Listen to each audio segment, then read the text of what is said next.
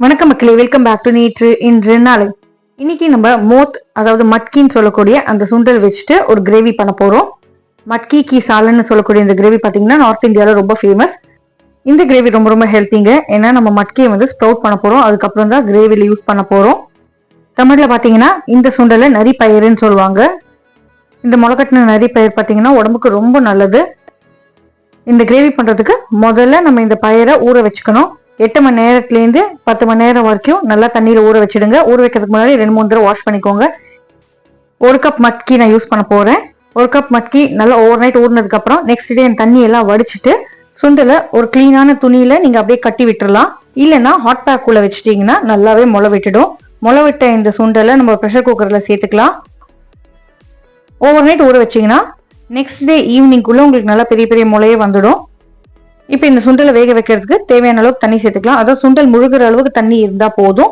ஒரு 1/4 டீஸ்பூன் மஞ்சள் பொடி சேர்த்துக்கோங்க. இது கூட கொஞ்சமா உப்பு சேர்த்துக்கலாம். சீக்கிரமா வேகணும்னா ஒரு 1/2 டீஸ்பூன் எண்ணெய் சேர்த்துருங்க. மூடி போட்டுட்டு ஒரு விசில் விட்டா போதும். நம்மளுக்கு குழைய கூடாது. ப்ரெஷர் குக்கர் வேண்டாம்னா நீங்க டைரக்டா கூட பாயில் பண்ணிக்கலாம். அடுத்ததா கிரேவி பண்றதுக்கு கடாயில 2 டேபிள் ஸ்பூன் எண்ணெய் சேர்த்துக்கலாம். எண்ணெய் சூடானதும் 1/2 கப் அளவுக்கு மெலிசா ஸ்லைஸ் பண்ண தேங்காவை சேர்த்துக்கலாம். தேங்காவை லோ டு மீடியம் ஃப்ளேம்ல வச்சுட்டு இந்த எண்ணெயில நல்லா பொரிச்சுக்க போறோம். இந்த ப்ரௌன் கலர் வரும் இல்லையா, அது வரைக்கும் நம்ம இதை பொரிச்சுக்கலாம். நீங்க ஹை ஃப்ளேம்ல வச்சீங்கன்னா கருகிடும், அப்புறம் கசந்து போயிடும். கிளறிட்டே இருந்தீங்கன்னா எல்லா பக்கமும் உங்களுக்கு ஈவனா ரோஸ்ட் ஆகும். தேங்காய் நீங்க மெல்சா கட் பண்ணீங்கன்னா உங்களுக்கு சீக்கிரமே ரோஸ்ட் ஆயிடும். நல்லா பொன்னிறமா மாறினதுக்கு அப்புறமா எண்ணெயெல்லாம் வடிச்சிட்டு தேங்காவை மட்டும் தனியா ஒரு பவுல்ல எடுத்து வச்சுக்கலாம். பாக்கி எண்ணெயை அப்படியே வச்சுக்கோங்க, கிரேவி பண்றதுக்கு நமக்கு யூஸ் ஆகும். அடுத்ததா கிரேவிக்கு மிக்சர் ஜார்ல ஒரு வெங்காயத்தை 1க்கு 2 அப்படியே கட் பண்ணி சேர்த்துக்கலாம். எப்படி அரைக்க தானே போறோம், அதனால ப்ராப்பரா சாப் பண்ணணும்னு அவசியம் இல்லைங்க. ஒரு கைப்பிடி அளவுக்கு தாராளமா கொத்தமல்லி இலைகள், 3 தக்காளி அப்படியே ரஃபா சாப் பண்ணி சேர்த்துக்கலாம். ஸோ தக்காளி, வெங்காயம், கொத்தமல்லியை தொடர்ந்து நம்ம இஞ்சி பூண்டு விழுது சேர்த்துக்க போறோம். ஒரு 2 டீஸ்பூன் அளவுக்கு நான் இஞ்சி பூண்டு விழுது சேர்த்துக்கிறேன்.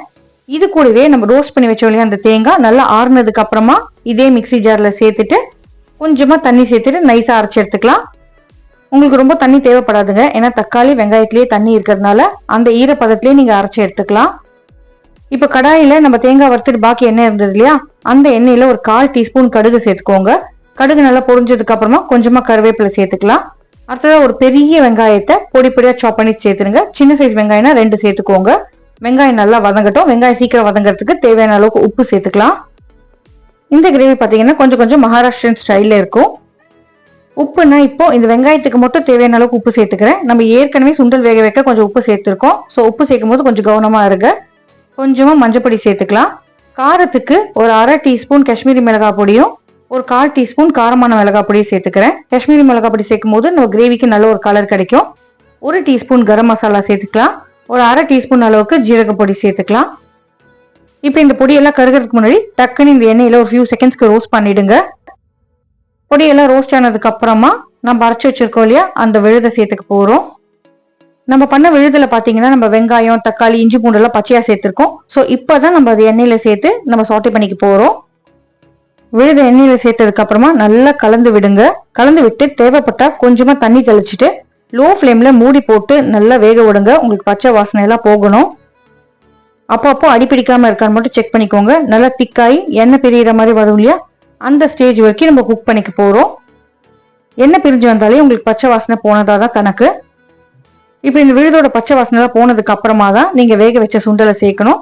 வேக வச்ச சுண்டல் சேர்த்ததுக்கு அப்புறமா ஜென்டலா கலந்து விடுங்க, இல்லைன்னா முளையெல்லாம் பிரிஞ்சு போயிடும். நல்லா மிக்ஸ் பண்ணி விட்டதுக்கு அப்புறமா கொஞ்ச நேரம் நம்ம கொதிக்க விட்டுக்கலாம்.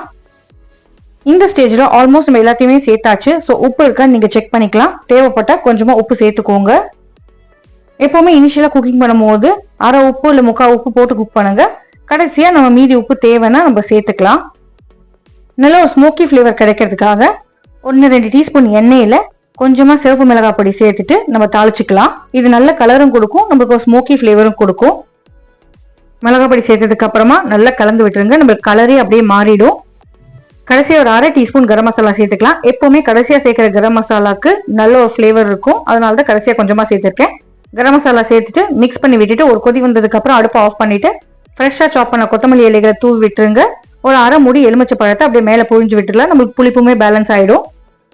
கலரி விட்டுட்டு சூடா சர்வ் பண்ணுங்க. சாப்பிடறதுக்கு ரொம்ப நல்லா இருக்கும்.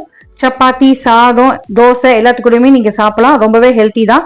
இல்ல ஒரு பவுல வச்சுக்கிட்டு மேல பொரி கூட நீங்க போட்டு ஸ்நாக் மாதிரி சாப்பிடலாம். இந்த ரெசிபி பண்றதுக்கு ரொம்ப ஈஸி. உங்க வீட்ல கண்டிப்பா ட்ரை பண்ணி பாருங்க. உங்க வீட்ல இருக்கிறவங்க எல்லாருக்குமே ரொம்ப பிடிக்கும்.